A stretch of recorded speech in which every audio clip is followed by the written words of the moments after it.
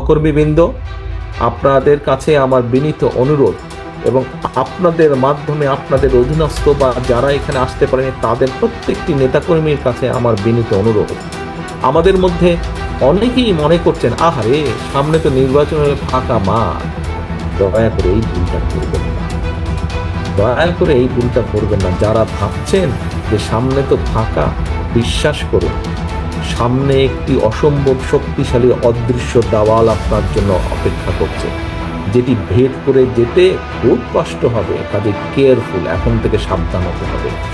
31 দফা নিয়ে যান, জনগণকে বোঝান, জনগণের আস্থা অর্জন করুন, জনগণের প্রত্যাশা পূরণের চেষ্টা করুন। সব প্রত্যাশা আপনি এখনই পূরণ করতে পারবেন না, যদি ইনশাল্লাহ আল্লাহর মতে আমরা সরকার গঠন করি অনেকাংশে সেই প্রত্যাশা আমরা পূরণ করতে সক্ষম হব। কিন্তু সেটির জন্য জনগণ যাতে আপনার আস্থা রাখে, জনগণ যাতে আপনার প্রতি ধৈর্য ধারণ করে, সেই জন্যই আপনাকে সেইভাবে ভূমিকা পালন করতে হবে।